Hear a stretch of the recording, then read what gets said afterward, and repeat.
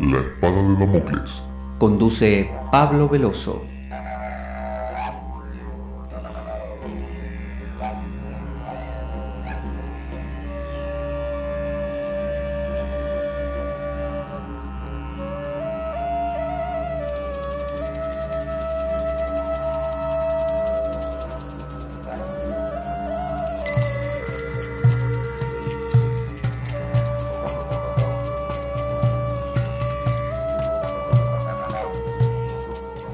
Tal como lo cortés no quita lo valiente, así lo hilarante no quita lo profundo.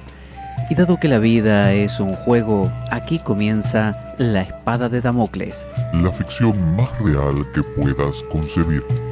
La Espada de Damocles es un programa que por mera falta de objetividad cree ser diferente. Personajes mitológicos salidos de los más profundos avernos. Leyendas escabrosas y sin sentido. Curiosidades inquietantes e inútiles. Historias antiguas malversadas por nuestra incapacidad de entendimiento. Y cuentos carentes de profundo significado. También pretenderemos sin el menor éxito entender al ser humano en toda su dimensión. En suma, si quieres desperdiciar tu vida, aquí comienza La espada de Damocles, la ficción más real que puedas concebir. ¿Cómo les va a todos? Aquí estamos en La Espada de Damocles, otra vez, para hablar acerca de la saga de Cristo y Cristo como arquetipo específicamente. Estamos más o menos por el programa número 5, si no me equivoco, y estamos analizando, estamos comprendiendo un enfoque nuevo de la figura de Cristo que nos permite abordarla, nos permite quizá volcarnos de nuevo a ese cristianismo que en algún momento de nuestra vida cultivamos y hoy en día sentimos que ya no nos cuadra porque no pega, no casa con el mundo racional en que vivimos, no nos convence, no le vemos solidez, a la vez vemos la corrupción de lo institucional, entonces nos parece que todo esto ya no tiene sentido. Entonces, lo que estamos haciendo es recorrer distintos eventos como si fueran paradas de un tren de la vida de Jesús. Hemos comenzado con la entrada triunfal en Jerusalén, un momento donde él, ya hablamos, se infla, ¿no? Se permite inflarse para tomar contacto con el lado oscuro, con la sombra.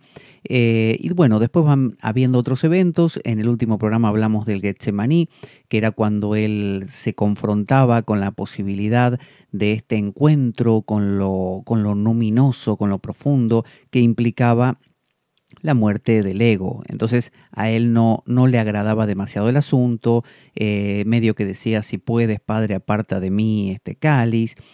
Y hoy estamos con el juicio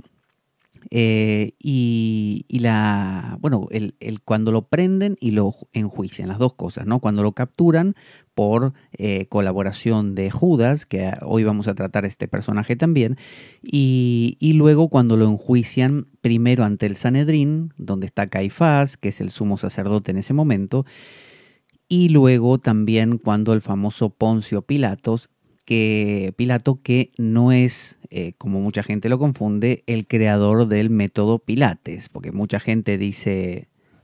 Pilato, sí, el que hace pilates. Él creó el pilates, ¿no? No creó el Pilates. ¿No? No. ¿Y entonces por qué se llama Pilates y Pilato y Pilates el Pilates? Bueno, porque el tipo que creó el Pilates se apellidaba Pilates, nada más. Yo pensé que tenía que ver. Entonces no hacía Pilates, Pilato. No, Filemón no hacía Pilates, Pilato, Pilatos, Pilates.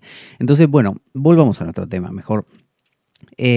Habíamos hablado que había dos tipos de personas, categorías en las cuales podíamos caer cualquiera de nosotros. Uno era los ocloi u oclos, cualquiera de las dos palabras valen porque ocloi es el plural de multitud, o sea, multitudes, y oclos es el singular, multitud, ¿no? Pero en última instancia hace referencia a un grupo de personas en ambos dos casos. Entonces, Cuando hablamos de oclos, habíamos dicho que es el tipo de persona que está de relleno. Vio que cuando hay un líder político que está haciendo ahí un discurso, no sé qué, siempre vemos cabecitas al lado, gente que está ahí y uno dice, ¿qué hace esa gente ahí? ¿Cuál es su función? Nada, rellenar. Es el tipo que está porque le conviene, porque hizo algún pacto, porque le ofrecieron alguna cosa. Entonces, mientras le den, está. Cuando no le dan, se va con el otro partido político. Entonces, de la misma manera, tiene usted gente que es su amiga porque le conviene, o sea, porque no es que sea mala, simplemente es porque recibe esas migajas de que, bueno, es su amiga y como usted tiene coche, la lleva en coche. Como usted tiene, no sé, tiempo, le ayuda con tales cosas, como, y así. Entonces, eso es un ocloi o un oclos, o sea, un miembro de una multitud de personas que simplemente están porque están. Mientras que por otro lado están los demos, y demos tiene que ver con ese compromiso, ¿no? Habíamos dicho que tenía que ver con democracia, el pueblo, pero un pueblo realmente con ganas. Entonces, dice, no solo traicionan a Jesús los ocloi, esas grandes multitudes que lo siguen, sino uno de sus discípulos. O sea, uno de sus discípulos, que ya sabemos quién es, no lo vamos a decir para no ser spoiler, ¿no? No queremos revelar cómo termina el libro del Nuevo Testamento. Fue Judas. No lo tenía que decir, Filemón. Estábamos diciendo que no había que decir quién era. Hay gente que no leyó, no leyó todavía los evangelios y no llegó a esa parte y no se enteró. Imagínate que vienen leyendo y ya saben, porque vos se lo dijiste, y llega el momento y ya saben que es Judas. No tiene gracia la historia. Es como leer una novela de Agatha Christie y de crímenes y saber que fue el mayordomo desde el principio, ¿no? Sos malo, Filemón. Bueno, no lo hice a propósito. Sí, lo hiciste a propósito, yo me di cuenta.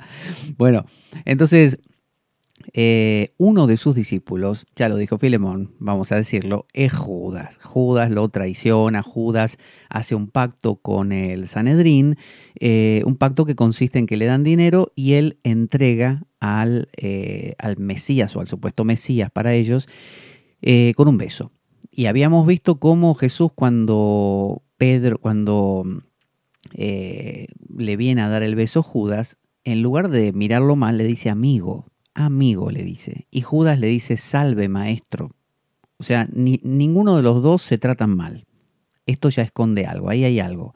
Entonces dice, la traición es parte del proceso de individuación, dice Jung. Fíjese qué frase, la traición es parte del proceso de individuación. ¿Qué era la individuación? Recordemos, era el reencuentro, el volver a establecer el vínculo con el sí mismo, con lo inconsciente, o en términos religiosos, abrirse a la conexión con Dios. Eso es la individuación.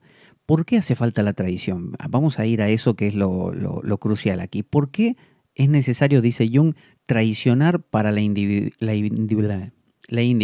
Usted me entiende. Cuando uno es fiel a algo, está pegado a esa cosa y no sale de esa cosa. Si yo soy fiel al helado de chocolate, voy a comer siempre helado de chocolate. Si soy fiel a los gorros con visera para la derecha, voy a usar gorros visera para la derecha. Si soy fiel al partido político tal, siempre voy a estar en ese.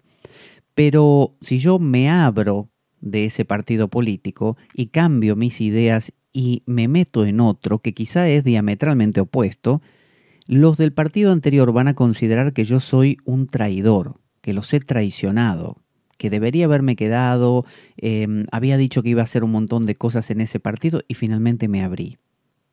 Jesús, o Cristo, fue un traidor. Él traicionó a la tradición judía. La tradición judía iba en otra dirección, decían otras cosas. ¿Por qué si no le caía tan mal a los judíos la figura de Jesús? Jesús era un fariseo, como otros fariseos, ¿no? Pero no del estilo de los demás fariseos, era diferente, tenía ideas heréticas. Entonces era un hereje. En religión, cuando alguien es un traicionero, se lo considera un hereje, ¿no? Alguien que traiciona la causa. Cualquier traidor en el mundo a la causa del rey, a la causa de la política, a la causa de la religión, de lo que fuera, o de la amistad, es considerado digno de una pena. La pena puede ser de muerte o entre amigos puede ser la exclusión. Por ejemplo, uno que le dice, mira, Roberto, yo confío en vos siempre, ¿viste? Pero me traicionaste, que fuiste con mi mujer. Roberto, eso yo no lo puedo... Hay otras cosas que sí, ¿viste? Pero, ¿qué voy a hacer? Ahora que fuiste con mi mujer y como si nada. Bueno, no, lo que pasa, Juan Carlos, es que yo, no sé, no pude aguantarlo y ella me gustaba. Sí, pero era mi mujer, hay códigos entre amigos, no sé si te suena la palabra código, ¿eh? Entre amigos no se hacen esas cosas, Roberto. Bueno, yo lo siento mucho, Juan Carlos, te pido disculpas. Me qué disculpa, ¿por qué no te vas a freír churros? Porque te voy a dar una hostia, mira, andate. Eso suele ser un traicionero, un traidor. Es fea la traición, a mí no me gusta que me traicionen. Traicionar a otros también es un sinsabor para uno mismo, porque uno siente que está lastimando a otras personas. Pero, recuerde cuando hemos hablado acerca del cerebro y su poder de degeneración. Edelman, un neurocientífico, habla de que el cerebro tiene la capacidad de como deconstruirse, ¿no? Ir, en lugar de siempre caminar por los mismos caminos, ir probando caminos alternativos. Eso es una degeneración. ¿Qué es un degenerado? Cuando uno dice, este es un degenerado, se refiere a un tipo que no camina por los caminos que caminan todos. O sea, que hace cosas reprobables porque no son las habituales, ¿no es cierto? En otras culturas no son reprobables las mismas cosas. Entonces, cuando hablamos de traicionar, nos estamos refiriendo a romper con lo anterior, a dejar de hacer lo que los demás hacen. Esto es fuente de crecimiento. Entonces, cuando uno se infla, por ejemplo, está traicionando a los dioses, a los arquetipos, a Dios. Cuando uno dice, por ejemplo, Yo soy Gardel, ¿viste? Maradona, yo soy súper poderoso, en la meditación alcanzo estados iluminativos súper profundos, soy un genio, no hay quien me supere, soy inmortal. ahí estamos traicionando a Dios. Es como si Dios tuviera un pacto con nosotros y nos dijera, mira, vos sos esto, yo soy esto, ninguno de los dos cruza la raya. Bueno, ahí la cruzamos. Entonces, esa posibilidad de cruzar la raya, de romper de cruzar esa línea, eso se considera traición, pero a su vez, acuérdese que la inflación con la alienación que después viene, que es cuando usted echa al traidor, dice, este es un traidor, echémoslo, ¿no? De mi vida, de este pueblo, o de esta vida matándolo, le da la oportunidad a ese traidor, como Caín, por ejemplo, que inicie, o Adán, una vida nueva. Si Adán no hubiera transgredido y no se hubiera convertido en un traidor a lo que Dios le había propuesto, no se hubiera creado esta posibilidad de ver a Dios desde lejos y acercarse a Él. Recuerde que el juego básico de la humanidad o de la vida consiste en hacerse el sota, ¿no? Hacerse el sota quiere decir mirar para otro lado, hacer la vista gorda. Entonces, si Dios no hace la vista gorda, sabe que siempre es Él. Él es todo. Por lo tanto, todo es lo inconsciente en todas partes. Entonces, no tendría gracia. Hace falta generar pequeñitos centros, islas pequeñas, llamadas egos, que hagan de cuenta que son autónomas y que se crean que tienen libre albedrío, ¿no? Pero se lo tienen que creer de verdad. Entonces, al hacer eso, esas fuentes y pequeñitas islas miran a lo inconsciente como si fuera una cosa diferente. Entonces, si alguno de esos egos se adhiere a lo inconsciente va a decir, bueno, este ya no cumple la función, está pegado a mí. En cambio, si ese me traiciona, ese se abre de mí y por lo tanto de lo inconsciente o de Dios, y por lo tanto ese empieza a ser un camino propio y se vuelve independiente, que es de lo que se trata, que es un ego, que es un ser humano, supuestamente alguien con libre albedrío, alguien independiente. Entonces hace falta traicionarlos. Usted tiene que traicionar lo que venía creyendo ayer para convertirse en lo que va a ser mañana. Si usted dijera, no, yo soy fiel al paso que acabo de dar acá atrás y no voy a dar el siguiente paso porque implicaría despegar el pie y donde lo puse yo soy fiel, donde lo pongo, lo pongo. Bueno, usted no avanza más. Si usted quiere caminar en la vida, tiene que sacar el pie de atrás. Tiene que traicionar al suelo que se sintió feliz de recibir a ese pie y pensó que iba a durar para siempre. No, usted saca el pie y sigue caminando. De eso se trata la vida, un morir continuamente. Muero diariamente, decía Pablo de Tarso en sus epístolas. Muero diariamente. Entonces, decía también esa frase de soy lo que seré cuando deje de ser lo que soy, ¿no? Soy lo que seré cuando deje de ser lo que soy. Si yo estoy siendo ahora Pablo el que hace esto, el que cree en aquello, el que piensa tal cosa, y por fidelidad nunca lo cambio, yo me osifico, me vuelvo un hueso. Necesito morir. El grano necesita decir, basta, yo no puedo ser fiel a ser grano eternamente, porque nunca voy a ser planta. Y no puedo ser fiel a ser planta eternamente, tengo que ser planta con frutos. Y no puedo ser fiel a ser planta eternamente porque una vez que cumplo la función, tengo que dar lugar al fruto que al caer de mi rama me está traicionando. Yo lo alimenté, es como el hijo. Decir, uy, mirá, yo alimenté a este hijo y ahora se va. Me tiene que traicionar. Si no me traiciona, no tiene vida independiente.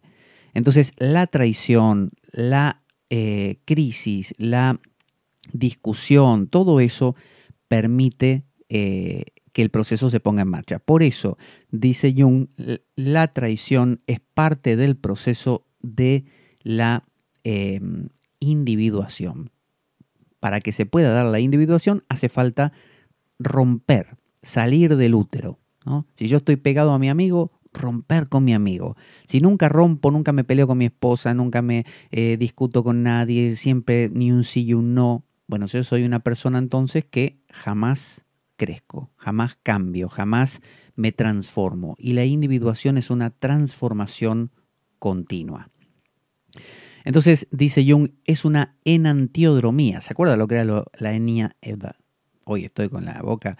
La enantiodromía era, enantio quiere decir correr hacia, quiere decir ir hacia el contrario, o lo contrario, y dromo es correr. Entonces, correr hacia lo contrario. Una enantiodromía es ir hacia lo contrario. Un traicionero es alguien que se está yendo con la oposición. Es decir, se está yendo, no sé, mi esposa se está yendo con el otro, mi amigo se está yendo donde no estoy yo, me está traicionando, se está yendo de mí. Es decir, traicionar significa enantiodromizarse, ¿no? Mire qué palabra larga, y la pude decir. Es un desencadenante. A veces vio que, como pasa en el tarot, el 2 de espadas, que hay 2 espadas así, y están ahí tensándose. Imagínese 2 personas contendiendo y cuando chocan las espadas y empiezan a forcejear. Y usted dice, no sé, 5 segundos está bien, 10 segundos está bien, pero si ya vamos para el minuto y estamos forcejeando, los dos, creo yo, están queriendo que alguno venza y le clave la espada al otro, o algo pase, porque ya no dan más. No aguantan más empujándose mutuamente. Están demasiado pegados. Tiene que definirse esto. ¿Quién es qué? Ahí nadie es nadie. Nadie venció. Son iguales. Y ellos están luchando para definir quién es mejor. Entonces hace falta el 3 de espadas, que normalmente en el tarot muchas veces se lo representa con un corazón, con 3 espadas atravesadas. Entonces es una carta que la gente cuando la ve dice traición. Y la gente piensa que esa carta significa traición y es malo. Pero la traición, aunque duele siempre, es buena. Entonces Judas traicionando a Jesús, en realidad, por eso Jesús le dice amigo, quizás Jesús, como cuenta el Evangelio de Judas, le pidió, por favor, si podía ayudarlo en esta tarea, hablando ahora a nivel histórico, ¿no? Como una posibilidad, no digo que sea así. Pero a nivel interior, siempre necesitamos que un Judas, que una parte nuestra, traicione a otra parte nuestra. De lo contrario, no hay cambio. De lo contrario, no hay transformación.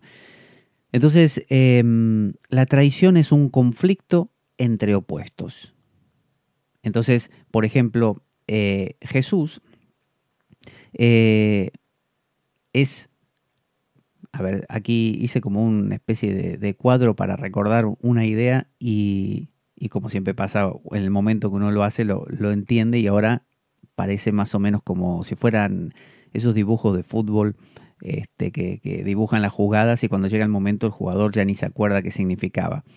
Eh, entonces, el traicionero, que sería Judas, es odiado por Jesús, en tal caso, porque claro, no le gusta que lo traicionen, ¿no? Usted sabe que es buena la traición, pero en el fondo no le gusta. Usted sabe que es bueno que su hijo se pelee con usted para que haga vida propia, es bueno que su esposa discuta de vez en cuando para tener su propio territorio y su propia vida y no esté pegada a usted, pero no agrada. Entonces, el traicionero siempre se convierte en un enemigo. Y ahora llévelo también internamente. Las partes suyas que traicionan, que usted dice, por ejemplo, yo a partir de ahora voy a empezar una dieta espartana, que consiste en beber una gota de agua cada 3 días. ¿Qué te parece? ¿No será mucho? No, ¿por qué va a ser mucho? Yo tengo voluntad de hierro. Estoy leyendo un libro que se llama Voluntad a prueba de balas en 20 días. ¿No será mucho? No, ¿por qué va a ser mucho? Te estoy diciendo, yo tengo fuerza de voluntad. A mí me parece que no vas a aguantar. Ya vamos a ver. Y a los 10 días, o menos, a los 5, el tipo se traiciona y agarra una botella de agua y se la bebe entera. Bueno, eso es Judas. Gracias a ese Judas hay un descubrimiento. El descubrimiento es, ves que no sos lo que creías ser, ves que hay más, que no es tan simple como soplar y hacer botellas. Entonces, Judas es un coadyuvante, es aquel que, ¿cómo se dice? Un catalizador, un algo que nos ayuda a que la cosa ocurra. Judas es el catalizador de la historia. Entonces, en su vida, usted necesita que su Jesús sea traicionado. Usted necesita que le pasen cosas contradictorias. Por eso la tradición es un conflicto entre opuestos. Usted quiere comer y no quiere comer. Usted quiere ser bueno y a la vez quiere darle una hostia a otro. Y así. Entonces, eh, dice, porque es odiado por Jesús y también por el Sanedrín. Recuerde que Judas fue el que acudió al Sanedrín para hacer un pacto. Entonces, es odiado también por el Sanedrín. ¿Por qué es odiado por el Sanedrín si ayudó? Bueno, porque la figura del traicionero no gusta. Porque uno siente que si traicionó al otro para hacerme un bien a mí, ¿no? Para darme, no sé, le sacó un dinero al otro para dármelo a mí. Yo sé que este que me dio el dinero a mí, mañana me traiciona a mí. Es un traicionero, es un paria. El traicionero no gusta. Porque viola un acuerdo básico, dice Jung, o principio de fidelidad del patrón colectivo. Es decir, se entiende en los cánones normales que no se debe traicionar. Bueno, este tipo sí traiciona. Entonces, no gusta. Entonces, dentro de la vida nuestra tampoco nos suele gustar el hecho de que traicionemos. Tampoco nos suele gustar cuando nos autosaboteamos. Esa parte nuestra que contradice nuestros propios proyectos. Uno dice, por ejemplo, voy a rezar todos los días la liturgia de las horas, 7 veces por día, clavado. O, por ejemplo, voy a hacer meditación zazen. Me voy a sentar, ahora que vienen estos días festivos y tengo tiempo, mira, sentadas no de 40 minutos, de 1 hora y media me voy a hacer. Y después no hace nada. Se engancha con otras cosas. Ese es el Judas. Entonces, ¿es malo eso? No, no. Porque si no, usted viviría engañado pensando que usted es genial y maravilloso, usted estaría inflado. Judas te desinfla. Judas, el traicionero, te muestra las cosas como son. Es un trago amargo, es verdad, pero te ayuda a verlo. Entonces, Judas es amigo de Jesús, porque todo traicionero, toda energía autosaboteadora nuestra es nuestra amiga. ¿De dónde viene? De mí, soy yo. Entonces me ayuda. Y se convierte en amigo, en tal caso, del Sanedrín, de los romanos, en amigos de otros propósitos. Y abre las puertas a que el enemigo mío entre a mí. Es decir, el traicionero es el que abre las puertas, las compuertas de la catástrofe. Por eso es una enantiodromía. A ver si me explico. Yo creo que soy maravilloso, ¿no es cierto? Siempre hago el bien, siempre soy confiable, buenísimo, puntual, estudioso, inteligente, todo lo bueno, ¿no? Muchas personas, o casi todos nosotros, tenemos así una idea de que más o menos somos geniales, ¿no? No hay como nosotros. El otro es un tonto, el otro no hace esto, no cumple, yo sí. Ahora, cuando algo dentro de mí hace que yo cruce la línea que supuestamente no iba a cruzar nunca, ese algo que me hace cruzar abre las puertas para que entre a mí el enemigo. Es decir, aquella cosa que se suponía que yo no era, ¿no? El que se come la tarta entera, el que es impuntual, el que es vago, el que es perezoso, holgazán, el que es tonto, estúpido, necio. Es decir, todas esas cosas son gracias a que una parte mía tiró para otro lado, ¿no? Me traicionó. Bueno, entra el Sanedrín en mi vida, me captura, hace lo que quiere conmigo. Lo que yo pensaba que no me iba a pasar nunca me pasa, gracias al traicionero. El traicionero abrió las puertas para que lo otro, ¿no? Los malos, que son yo, entren en mi vida. Entonces, la traición es parte del proceso de individuación, es una enantiodromía, es encontrarte con el otro. ¿Vos no te querías encontrar con tu sombra? Vale. La sombra de Jesús en este caso está representada por el Sanedrín, la gente pecadora, la gente ambiciosa, la gente mala. Vale. ¿Cómo hacer para dejar de vivir engañado de que soy buenísimo? Necesito un Judas. Bueno, Judas es la parte mía, usted no tiene ni que llamarlo, Judas va a aparecer igual, que se encarga de traicionar. Entonces, la lealtad y la traición son pares de opuestos, pares de opuestos. No se puede avanzar sin traicionar, por lo que decíamos hace un rato, lo que fue para poder ser lo que vendrá. ¿Se acuerda? Yo soy lo que seré cuando deje de ser lo que soy. Si no hay Judas, no crezco. Si no hay Judas, no entra el Sanedrín, no entra Roma en mi vida y yo creo que soy Jesús de Nazaret, el que sana enfermos, el que es un genio, el que siempre es un santo. No, necesito la confrontación, necesito la ayuda de ese que me complica la vida, que me trae problemas y necesito que así suceda. Eso tiene que pasarme. Entonces, Jesús, decíamos, traicionó a los judíos con sus ideas heréticas. O si vamos también, Pablo de Tarso, ante la vista de Pedro y la iglesia naciente de Jerusalén, que eran mucho más conservadores, era un radical, era un loco, era un hereje, era uno que traicionaba las ideas establecidas, era un traicionero. Pero gracias a Pablo entró en la iglesia un nuevo aire, que de otra manera no hubiera entrado. Entonces, el traicionero es necesario. Jesús traicionó a los judíos, decíamos. Lo herético de hoy es la ortodoxia de mañana. Fíjese. Es decir, lo que era herético para los judíos, Jesús, se convirtió en la ortodoxia luego. Era lo ortodoxo. Para Pedro y todos, lo ortodoxo era lo que decía Jesús. Luego, lo que Pablo decía era herético para Pedro y la iglesia de Jerusalén.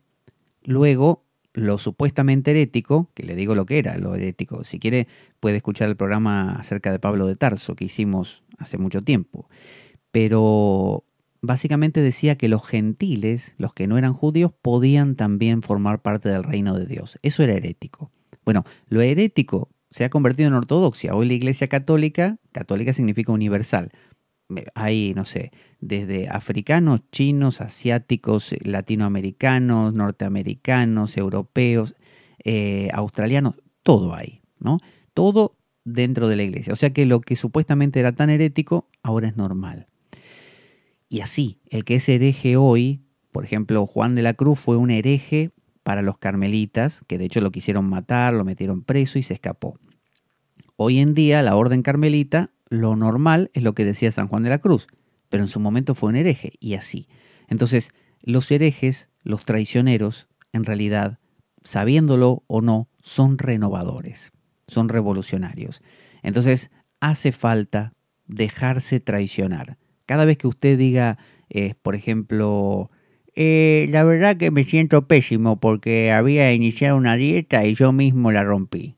Bueno, siéntase feliz, porque en ese momento usted dejó entrar una información que hasta ese momento había negado, la información de que yo soy falible, yo me como todo, yo quiero comerme todo. Así que tómelo como algo. Así que traicionar a lo colectivo hoy se convierte en un aporte a lo colectivo mañana.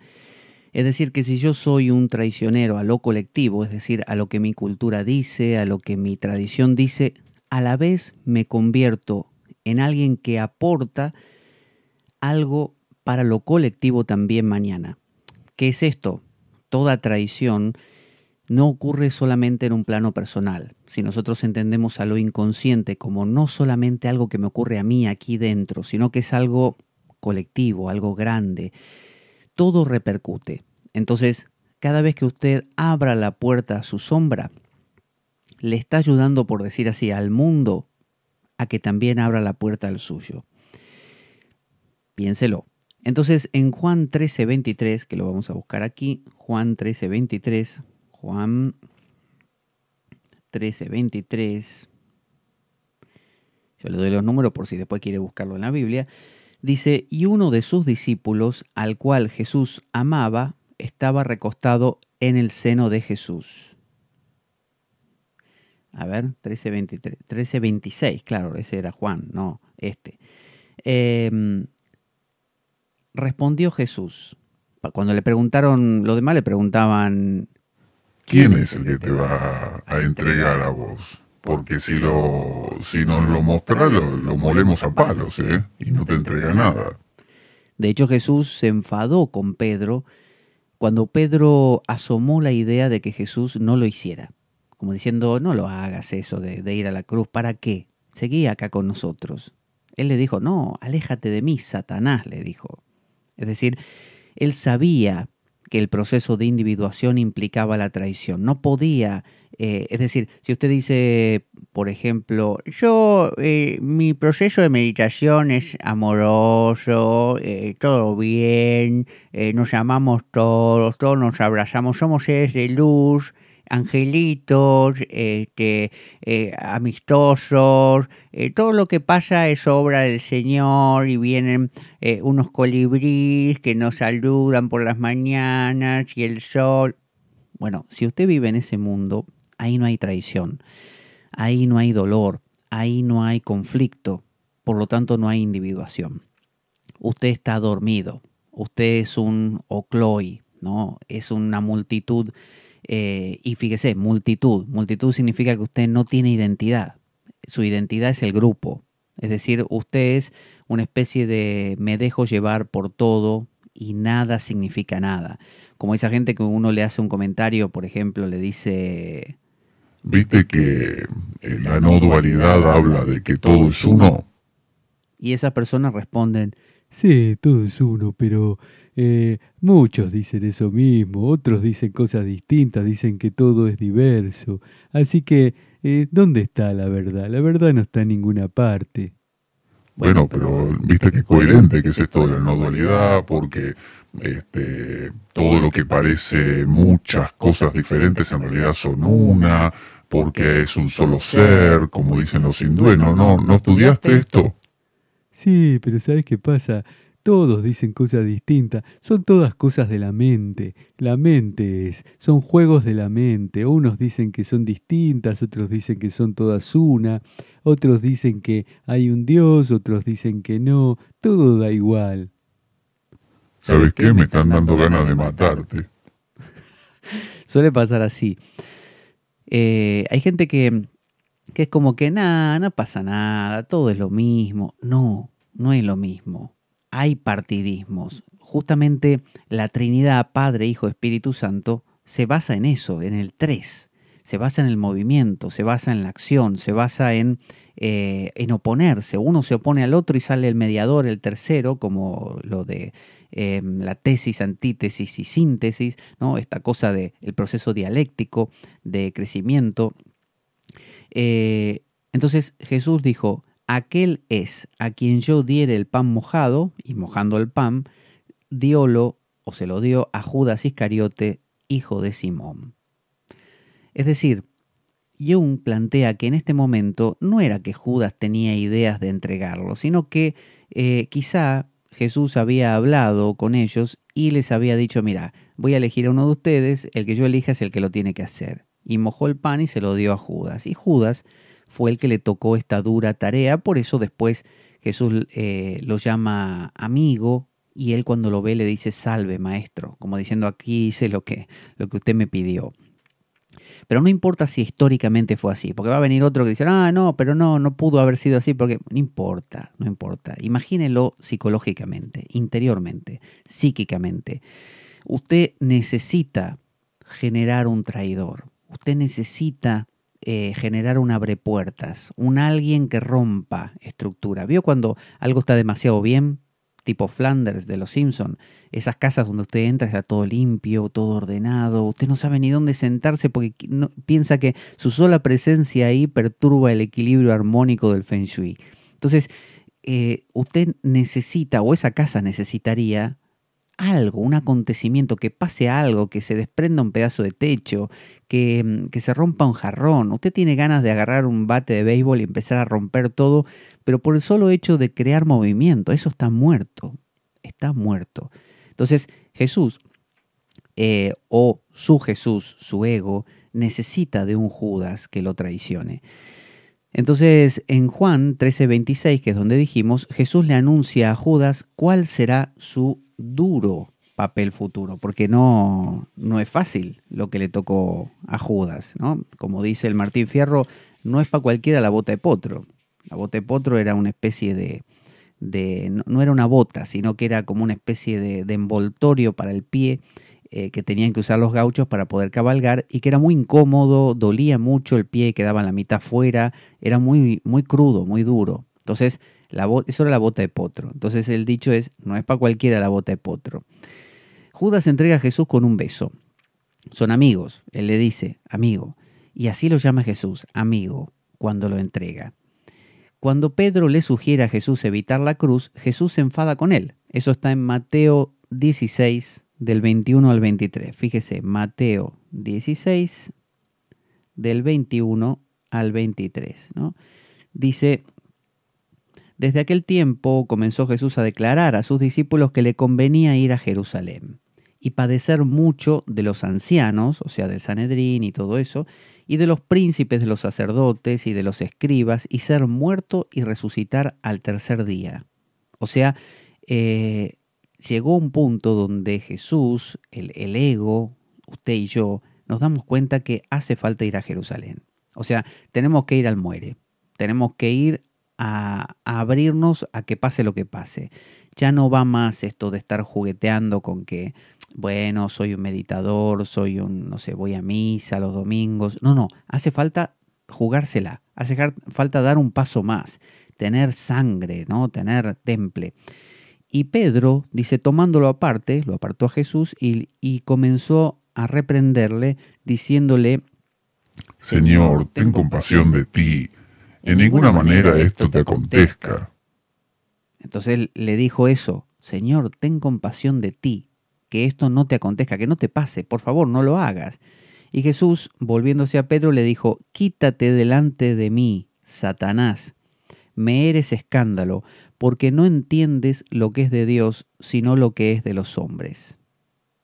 Porque no entiendes lo que es de Dios, sino lo que es de los hombres. Le quiso decir, no estás acertándole al punto. Es como si alguien dijera, ¿por qué? Si podés, no sé, ir a misa, podés rezar el rosario, podés ir al templo a cantar mantras, ¿por qué te tenés que meter en cosas más profundas, en revolver tu interior? ¿Por qué tenés que llegar a ese nivel? ¿Qué querés, ser santo? ¿No? Esa gente que dice, bueno, pero ¿qué querés? ¿Iluminarte? ¿Qué te crees, Buda? ¿No? O Jesús era Jesús.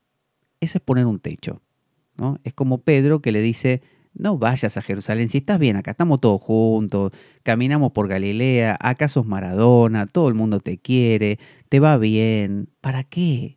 ¿Para qué dar ese paso? La individuación es dolor. La individuación es la crucifixión del ego. Si usted no da ese paso, no va a Jerusalén, no va al muere, no va a lo complicado, nada va a cambiar. Su vida va a seguir siendo lo mismo. Usted tiene que romper el esquema. Y necesita de un Judas, obviamente. Entonces, dice, cuando Pedro le sugiere evitar la cruz, Jesús se enfada con él. Ya lo vimos. Y ante Caifás, en Mateo 26, Caifás era el jefe el sumo sacerdote, el jefe de todos los del Sanedrín. 26, 57 al 66. 57, este parece más largo. Y ellos prendieron a Jesús, le llevaron a Caifás, el pontífice, ponte facer, el hacedor de puentes, el que era el puente entre Dios y los hombres, y entrando dentro estábase sentado con los criados para ver el fin. Y los príncipes de los sacerdotes y los ancianos y todo el consejo buscaban falso testimonio contra Jesús para entregarle a la muerte. Y no lo hallaron, porque aunque muchos testigos falsos se llegaban, venía uno y decía, sí, porque yo lo vi, que estaba diciendo cosas en contra de los judíos y no sé qué, y yo lo vi que es amigo del César, y gente que decía ese tipo de cosas, ¿no? O sí, el otro día yo también lo vi, estaba jugando a la Play y ese no es maestro. Así. Dice, buscaban falso testimonio contra Jesús para entregarle a la muerte y no lo hallaron, no lo lograron. Aunque muchos testigos falsos se llegaban, más a la postre vinieron 2 testigos falsos que dijeron, este dijo, decían eso, dijeron así, uno de ellos dijo, Este dijo, puedo derribar el templo de Dios y en 3 días reedificarlo. Si eso no es blasfemia, ¿qué es? Entonces, levantándose el pontífice, le dijo, ¿no respondes nada? ¿Qué testifican estos contra ti? Mas Jesús callaba. Y respondiendo el pontífice le dijo, te conjuro por el Dios viviente que nos digas si eres tú el Cristo, el Hijo de Dios.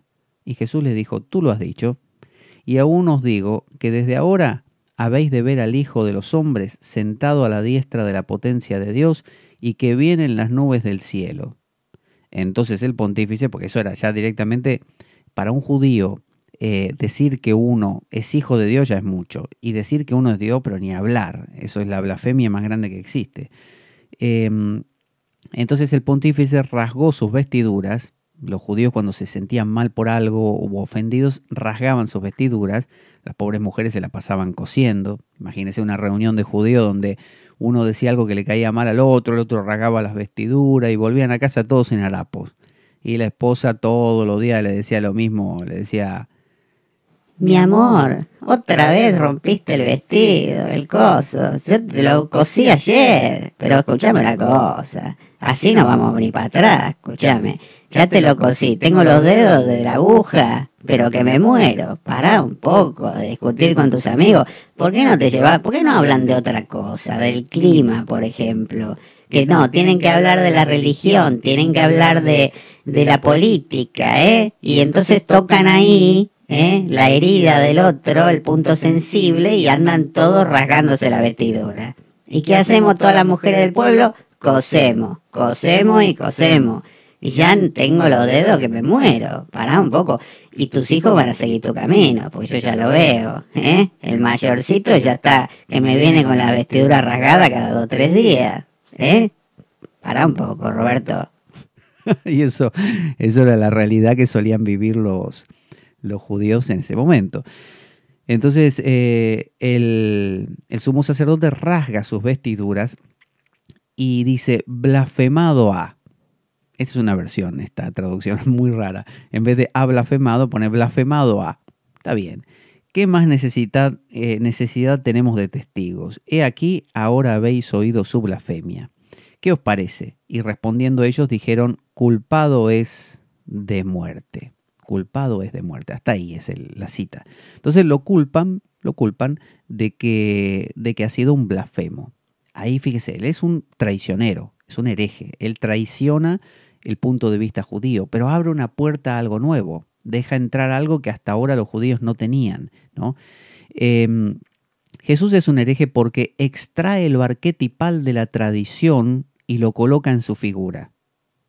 Hasta ese momento, lo arquetipal era miembro de la tradición judía. O sea, usted quería conectarse con el sí mismo, representado en Yahvé, en la figura de Yahvé, y tenía que entrar en la tradición judía. Si usted era judío, tenía que ir al templo de Jerusalén a hacer holocaustos, tenía que hacer las oraciones judías, todo eso. Había un mediador, que era el cuerpo comunitario de sacerdotes, que eran los fariseos y los saduceos, y el templo de Jerusalén, y las sinagogas y todo. Sin embargo, Jesús lo que hizo dijo algo como si dijera esto: miren, a partir de ahora, todo lo que ustedes hablan de que el templo de Jerusalén, que la sinagoga, que Yahvé, soy yo. O sea, no hace falta que vayan a Jerusalén, estoy yo. Papá, venís a mí y acá lo tenés todo. Todo en uno. Es como el pack de McDonald's. Bueno, igual, yo. Eso es herético para lo anterior, pero lo que hizo fue extraer, decir, bueno, ustedes iban a esa fuente a beber, vale, ahora vengan a esta otra, que es más simple. Entonces, de la misma manera, cuando usted dice, yo acudo al gurú tal porque él es el mediador, yo acudo a mi terapeuta psicológico porque él es el que me da la pauta a mí, ¿no? Me da la palabra de sabiduría. Usted está transfiriendo, haciendo una transferencia. Usted transfiere todo su material arquetípico y lo vuelca en esa persona. Se lo mete a esa persona. Eso, ese meterle a la persona, volcarle el material arquetípico en otro, es generar un mediador, ponerlo fuera, proyectarlo. Los judíos proyectaban en su cuerpo religioso, comunitario, social, a los arquetipos. Y eso está muy bien. Ya dijimos, la Iglesia Católica hace lo mismo, protege, porque es la protectora o la que guarda esos arquetipos y te los va dando con cuentagotas para que no te hagan daño, ¿no? No conscientemente, no es que lo hagan a propósito, así funciona. Cuando aparece un Jesús o un Cristo, Él trae sobre sí y dice, bueno, a partir de ahora está todo metido en mi figura. Es como más puntual. En lugar de tener yo al gurú tal, al maestro tal, al conjunto de maestros ascendidos, no sé qué, están todos en uno. Es más fuerte, es como más concentrado, como cuando a usted le dan un medicamento que tiene todas las pastillitas que tomaba en una sola. Es potente. Hoy en día, dice Jung, con estos vuelcos o vueltas que hablamos del Espíritu Santo, la primera fue, bueno, la creación y el cuerpo social que fue el pacto con Israel. Después apareció la figura de Cristo en una segunda anunciación donde el Espíritu de Dios vuelve a bajar. El primero fue cuando aleteaba sobre las aguas al inicio de la creación. La segunda es cuando ya lo hace con María y crea una especie de esa pastillita que lo contiene todo, que es Jesús. Bueno, se va Jesús y queda en un grupo colectivo que es la iglesia con el Pentecostés, y luego eso vuelve a ocurrir y ahora tiene que nacer, dice Jung, en el interior de cada persona. Pero cada cosa no niega la anterior. ¿Se acuerda que Jesús dice, yo no vine a negar lo de los profetas, vine a contar algo nuevo nada más? De la misma manera que usted empiece a tener estas vivencias profundas en su interior, que no dependa tanto de mediadores, no quiere decir que no disfrute de los mediadores. Usted puede ir a misa, usted puede, y de hecho obtener muchísimo de eso, porque usted decodifica de otra manera. Pero ya no necesita de eso. Eso lo complementa, lo ayuda, le da, pero no es la cosa ahora, ya no. Entonces, dice, Jesús extrae lo arquetipal de la tradición y lo coloca en su figura, se diviniza, viviendo cada detalle de las profecías. Por esa razón, para que todo esté en un solo lugar, él decía cosas como, por ejemplo, hoy recogí esta fruta del suelo para que se cumpla aquella profecía del profeta Ezequiel que dice, aquel que venga recogerá una fruta del suelo, así como lo hice yo ahora. Y así con mil cosas. Entonces, continuamente en los evangelios uno lee que dice, y esto lo hizo para que se cumpliese lo que dijo Isaías en el verso tal. Es decir, él tomó un arquetipo, el arquetipo del Mesías en este caso, que obviamente proviene del sí mismo, es lo mismo que el sí mismo o lo inconsciente, y lo encarnó. Lo encarnó. Dijo, aquí yo me convierto en eso para que todos cuando me miren a mí vean a lo inconsciente. Entonces, vive cada detalle de las profecías. En Juan 11:50, vamos a ver, Juan 11:50, tenemos 11:50 aquí, dice, ni pensáis que nos conviene que un hombre muera por el pueblo y no que toda la nación se pierda. Bueno, esto es lo que dicen los del Sanedrín, ¿no? No sé por qué ponía esto. Dice, si lo dejamos así, todos creerán en él y vendrán los romanos y quitarán nuestro lugar y nuestra nación. Los judíos decían, los judíos no, pues eran todos judíos. Los del Sanedrín decían, si dejamos a este tipo, lo van a seguir a él. Es decir, todo hereje, todo traicionero abre una puerta. Y como abre una puerta, esa puerta es interesante para los que están adormecidos y empiezan a despertarse. Entonces, por esa razón es que si, no sé, dentro de la iglesia uno empieza a decir, ¿y por qué no hacemos las cosas de esta otra manera? Que es muy interesante. Y muchos, esa forma agrada y muchos se enganchan, la iglesia misma va a decir, matémoslo, porque si no, se va a perder lo que estuvimos haciendo todo este tiempo. Eso es lo que ha ocurrido en la historia siempre. El pueblo judío con sus revolucionarios, entre ellos Jesús, más adelante Pablo de Tarso, luego, qué sé yo, desde Orígenes hasta otros que fueron vistos como herejes y después hasta aceptados como santos. Santa Teresa de Ávila era considerada una loca o una poseída y luego se la aceptó y hoy en día es una doctora de la iglesia. San Juan de la Cruz lo metieron preso como para matarlo porque lo consideraban justamente un hereje, un traicionero de la orden carmelita, endemoniado, y hoy en día es un doctor de la iglesia también. Es decir, siempre hay un rompedor de estructuras, y el que rompe estructuras se pone dentro de sí a los arquetipos, él los encarna, porque se anima a abrir una puerta, y eso, acuérdese, el que coquetea con los arquetipos, el que se abre, el que hace camino solo, es magnético. Entonces, Jesús asusta porque no amenaza a la fisis, es decir, a lo físico. Él asusta porque, no porque amenazara no sé, al templo de Jerusalén diciendo lo voy a destruir en 3 días. Los judíos no tenían miedo que le rompan el templo físicamente. Si alguien viniera y le dijera, mira, te lo vamos a bombardear, no les iba a causar gracia. Pero sabían que lo podían reconstruir. Pero ellos sí le tenían miedo a otra cosa que sí es mucho más potente y es lo que amenaza la psique. Es decir, yo puedo ser un tipo que tiene una ametralladora o puedo ser un ejército con ametralladoras y con tanques y con aviones y vengo y bombardeo a otro país y lo hacemos, nada, polvo. No importa, el otro se reconstruye. Eso ha pasado siempre y de hecho se reconstruyen hasta mejor, ¿no? Y les ayuda a haber sido destruidos. De la misma manera que a uno cuando, no sé, quema un prado, ayuda a que cuando crece esa hierba, ese pasto, crezca con más fuerza. Pero cuando lo que se ataca es la psique, ahí sí da terror. Porque las ideologías, por ejemplo, cuando venía la Guerra Fría, la ideología comunista, no daba miedo que vinieran con un tanque o 25 aviones. El miedo era que la gente se convenciese de eso y empezase a abrazar al comunismo. Entonces, el temor más grande es el cambio psicológico.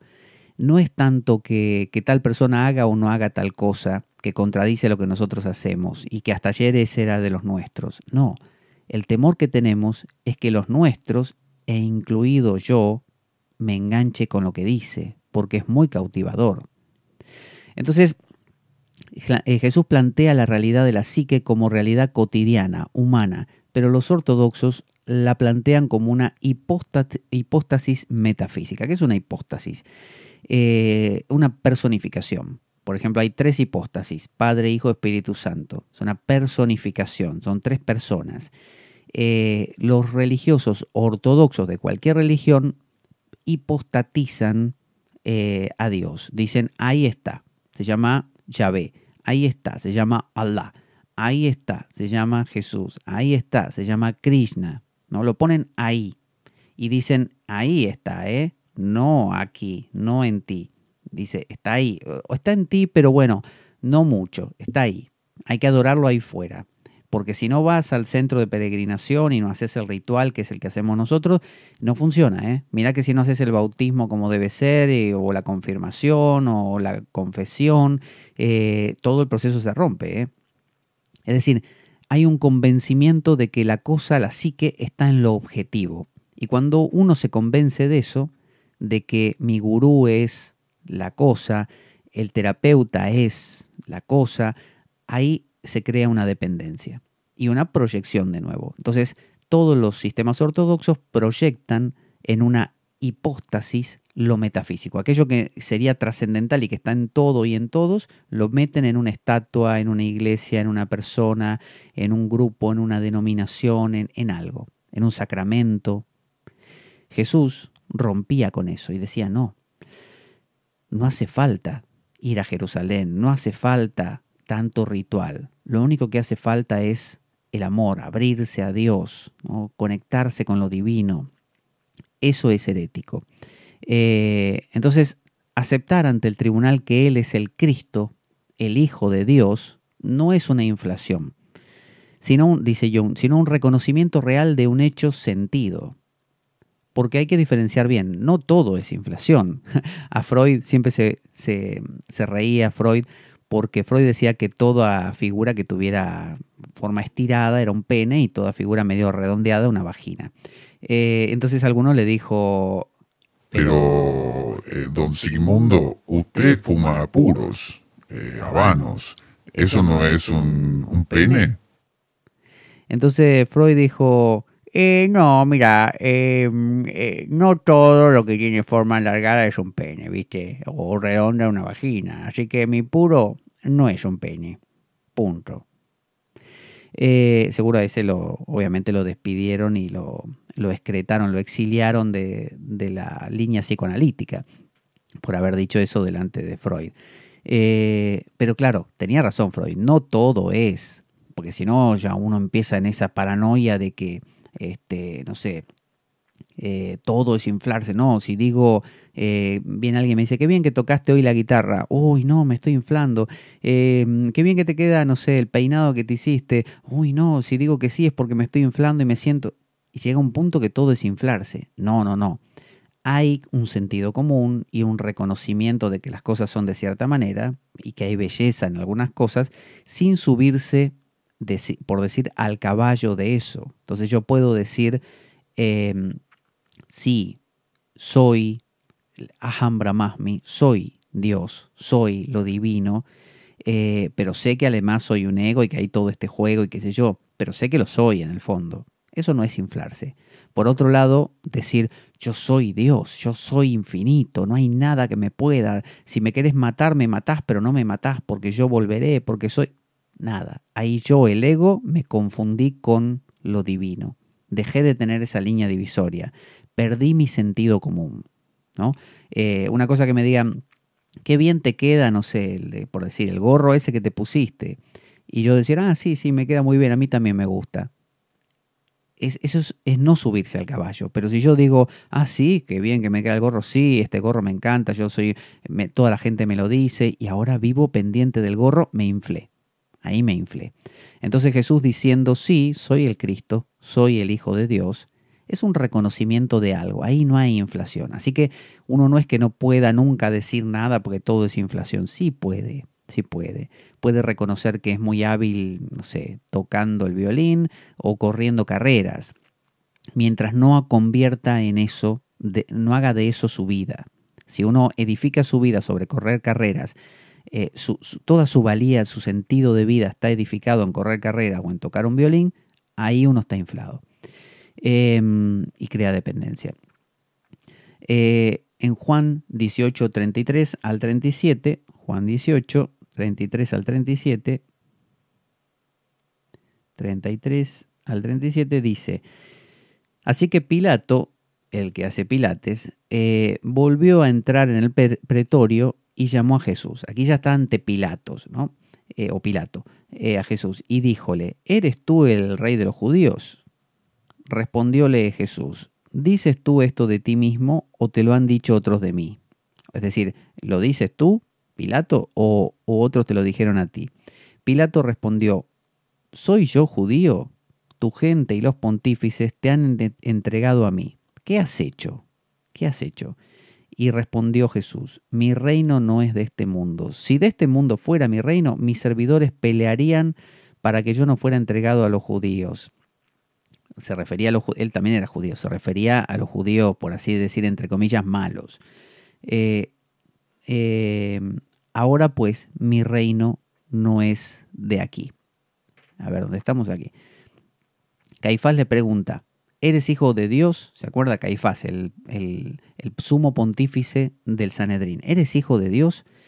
Él le responde: sí, tú lo has dicho. Y Pilates le pregunta: ¿eres rey? Y él le dice: soy rey, pero no de un reino de este mundo. Traducido, eso, lo que dice es, lo que le dicen ambos es: ¿tienes alguna autoridad que no sea de la iglesia o del Estado? A Caifás le preocupaba que el tipo se arrogara una autoridad más allá de la tradición judía, ¿no? De lo que dicen las escrituras y todo, que él hiciera camino propio. Y a Pilato le preocupaba que hiciera lo mismo, pero políticamente, que él se proclamara rey, ¿no? Y que políticamente creara como una sedición, una revuelta. Entonces, tener esa autoridad lo hace a uno un hijo de Dios y un rey. Entonces, esto lo que quiere decir es que cuando uno, ya para terminar, cuando uno realmente se conecta con el sí mismo, se conecta con lo profundo, realmente ahí uno es un hijo de Dios y también es un rey.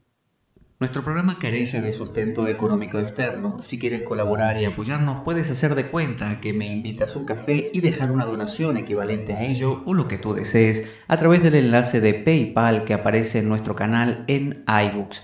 Si tienes alguna duda al respecto, puedes enviarme un correo a infospadaweb@gmail.com para informarte, y desde ya muchas gracias por ello. Entonces, esas dos preguntas: ¿eres hijo de Dios? De parte de uno, y de parte del otro: ¿eres rey?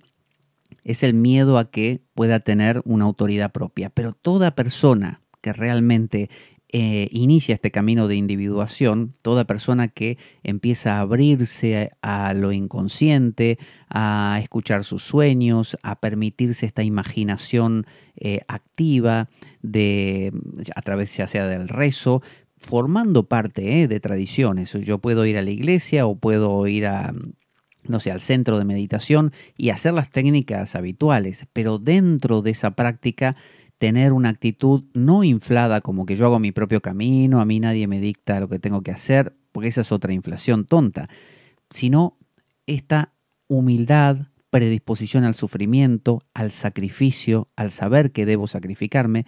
Entonces, esa autoridad, esa característica me da a mí una sensación de autoridad, como de realmente soy el Hijo de Dios, lo sé. Y al mismo tiempo soy un rey, no soy una tontería. Tengo peso. A partir de este momento me vuelvo alguien con profundidad. Hasta aquí vamos a ver hoy, porque ya nos queda en la siguiente ocasión la flagelación y la burla, cuando se mofan de él y lo golpean. Pero bueno, yo creo que con esto que vamos viendo ya nos va ayudando muchísimo a poder replantear esos eventos que siempre hemos leído o escuchado en la iglesia y quizá no nos decían más que simplemente hechos históricos, o pobre, lo traicionó Judas, qué mal, qué maldito Judas.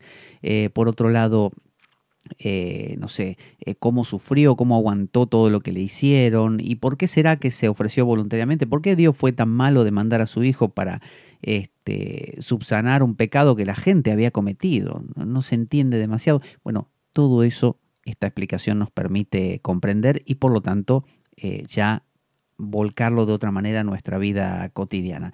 Vamos a escuchar nuestra cortina de despedida, que la tengo por aquí. Aquí está. Ahí está.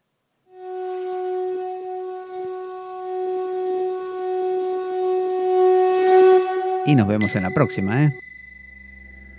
Sin falta. Sin falta.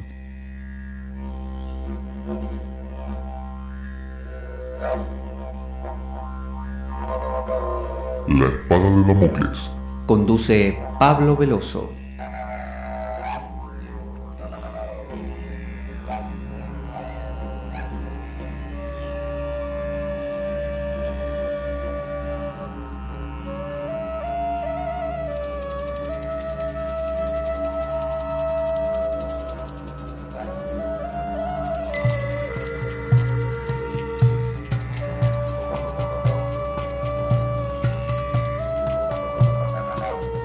Y dado que la vida es un macabro juego, concebido por una mente perversa, únete a nosotros en nuestro próximo programa, cuando escuches las siguientes palabras. La espada de Damocles, la ficción más real que puedas concebir. Buena vida para todos, buena semana y... ¡Avanti, damocleanos!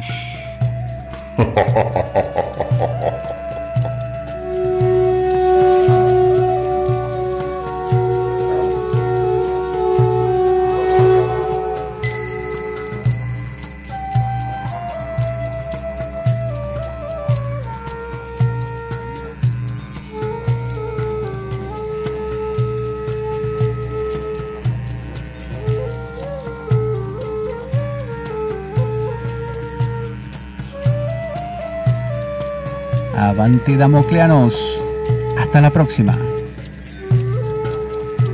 Buena vida, buena semana. Avanti.